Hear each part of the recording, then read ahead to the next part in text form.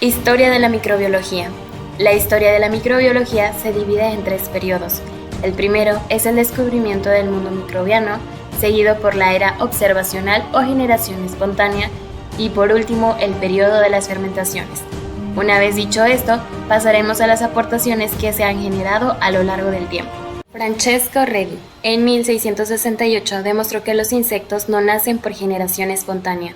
Esto gracias a un experimento en el que puso carne en unos recipientes. Unos se sellaban y los otros no, los cuales dieron como resultado que en los recipientes sellados no aparecían moscas de la carne y en los abiertos sí. Esto fue un duro golpe a la teoría de la generación espontánea. En sus investigaciones usó ampliamente la disección y la observación con el microscopio.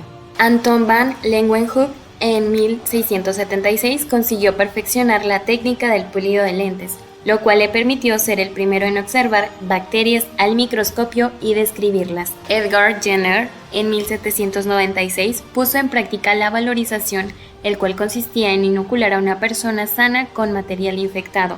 Decidió inocular a un niño de 8 años llamado James Phillips con un poco de materia infectada que obtuvo de una persona que padecía la viruela bovina. El pequeño desarrolló una fiebre leve que desapareció a los pocos días. Unos meses más tarde, Jenner volvió a inocular a James, pero esta vez con viruela humana para comprobar si el niño desarrollaba la enfermedad. El niño ni contrajo la enfermedad ni murió, siendo así un pionero en el desarrollo de la primera vacuna contra la viruela humana. Ignacio Felipe Semmelweis, en 1847 a 1850, descubre la naturaleza infecciosa de la fiebre puerperal, logrando controlar su aparición con una simple medida de antisepsia.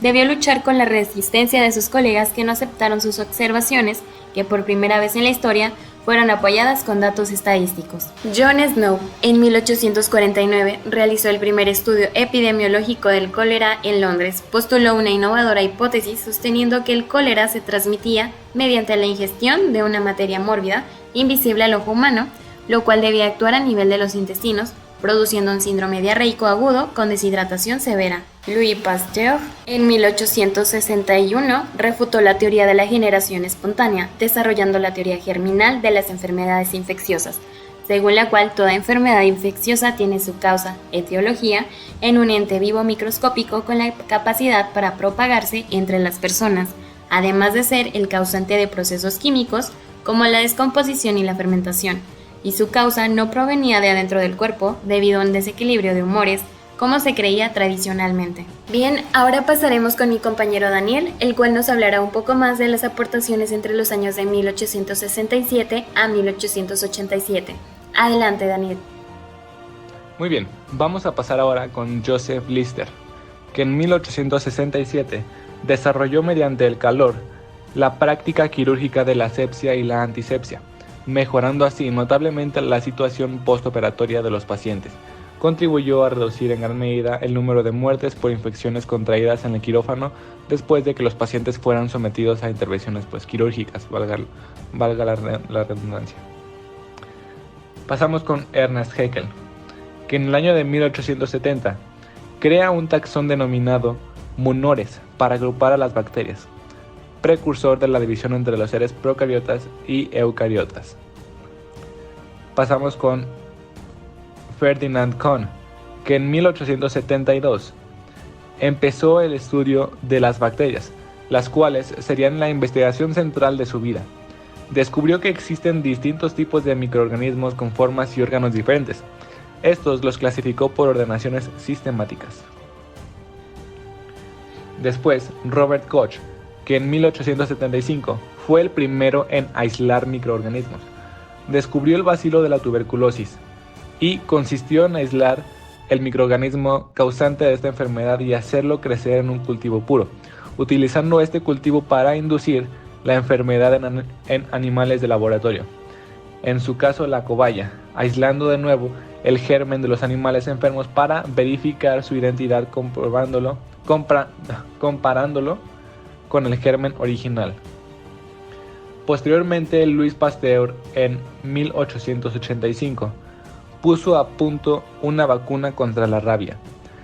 Pues básicamente la rabia o hidrofobia, pero más conocida como la rabia, pues obviamente es una enfermedad aguda infecciosa viral del sistema nervioso central, ocasionada por un Rhabdoviridae que causa encefalitis aguda con una letalidad cercana al 100%.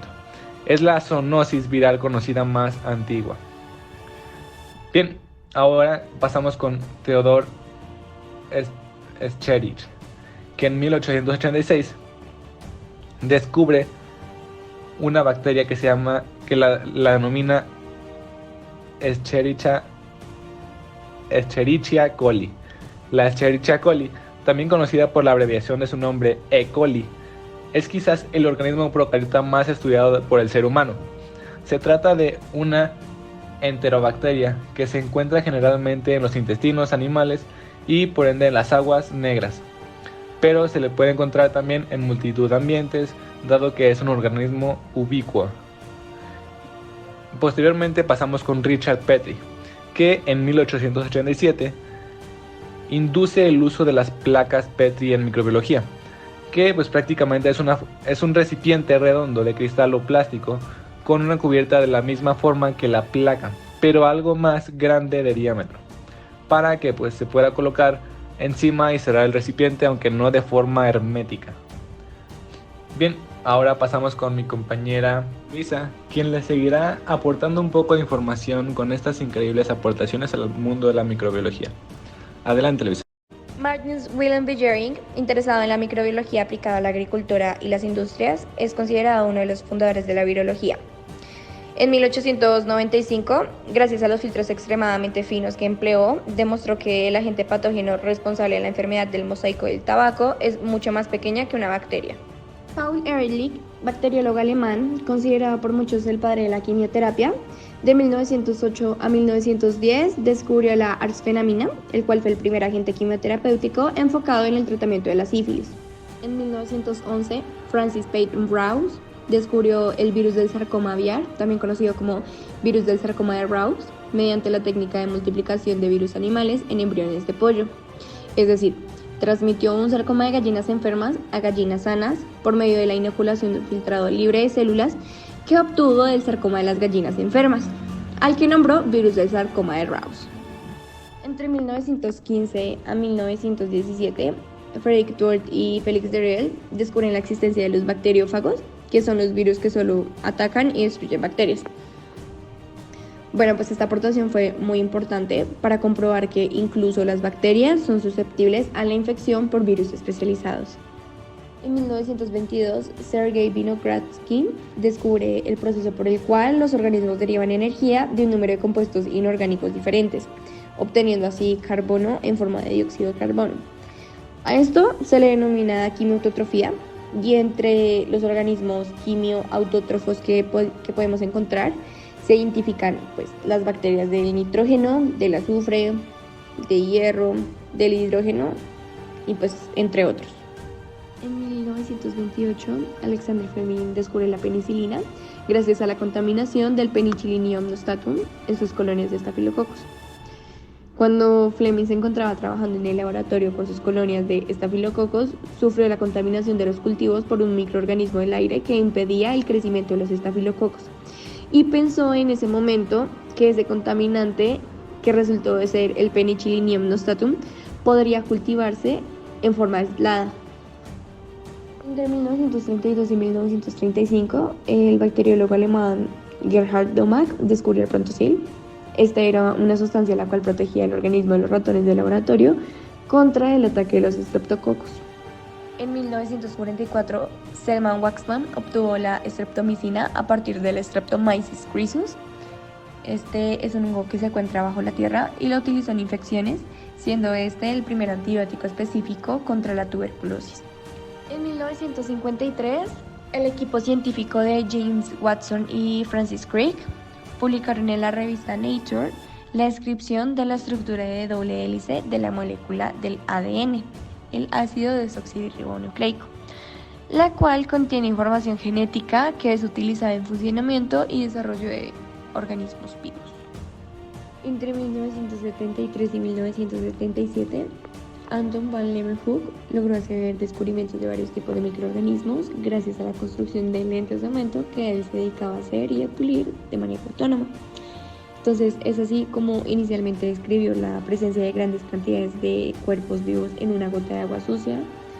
También descubrió bacterias, protozoarios, glóbulos de sangre y espermatozoides. Barry Marshall y Robin Warren en 1984 demostraron el papel de Helicobacter pylori en la úlcera de estómago. Esta bacteria fue descubierta accidentalmente por la incubación prolongada de un cultivo puro de una biopsia de la mucosa gástrica humana.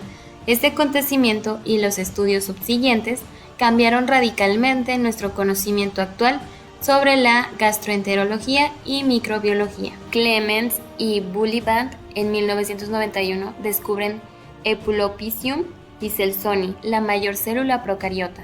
Hayden Schultz en 1999 descubre la bacteria gigante Thiomargarita namibiensis. Heidelberg y su equipo en 2000 descubren que Vibrio cholerae tiene 2 cromosomas circulares. En 2003 aparece en Asia la gripe aviar producida por el subtipo H5N1 del virus influenza A que puede transmitirse al hombre. Última aportación, en el año 2009 en México aparece un brote de gripe porcina, posteriormente llamada gripe AH1N1. Y hasta aquí el video de hoy, gracias por ver, hasta la próxima.